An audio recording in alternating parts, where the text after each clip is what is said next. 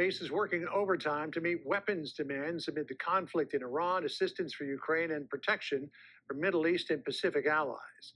Tonight, special report anchor Bret Baier begins a new series looking at U.S. military readiness. Thanks, John. Estimates show the U.S. has used more than half of its stockpile for some weapon systems in the conflict with Iran. As part of our series, Special Report Spotlight, Combat Assessment, we take stock of our weapons inventory and the effort to rebuild it. 3, 2, 1, launch. The conflict in Iran is putting pressure on U.S. weapons stockpiles. Almost a third of Tomahawk missiles have been used. Nearly 2/3 of Patriot interceptors have been depleted. And just more than half of precision strike missiles remain. We have plenty. We have a lot of ammunition, different types, more than we could ever use no matter what. But we have a lot. I'd like to have more, to be honest. The Center for Strategic and International Studies says the U.S. has enough missiles to continue fighting in Iran under any plausible scenario.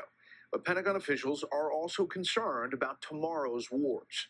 We can go on against Iran for quite a long time. The risk is about a future conflict in the Western Pacific. Retired Marine Colonel and CSIS Defense and Security Department Senior Advisor Mark Cancian points to reports that military officials have grown more concerned about the shrinking stockpile when factoring in other possible conflicts, such as one with China.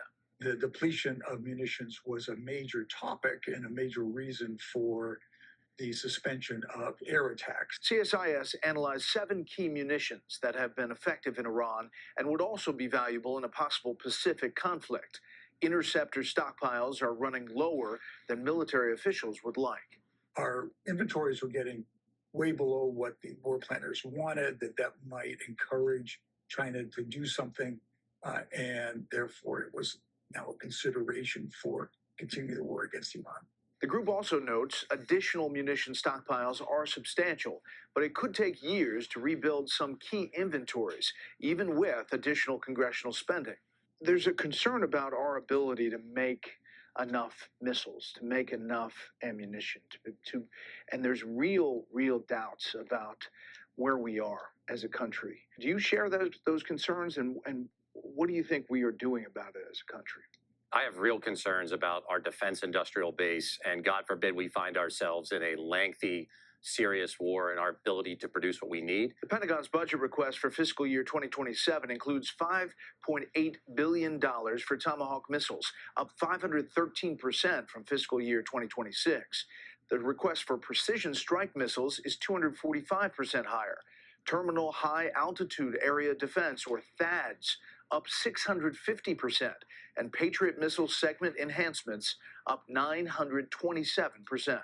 The military equipment inventory has noticeably decreased because of the war in Iran, and there is this request for a lot more spending than previous years. What's your sense of the stockpiles? Listen, if it's a $1.5 trillion package for defense, I'm all in. I really am. The munitions are going to be there. We're going to continue to do what we have to do to protect the world, protect Israel and everybody else in the region.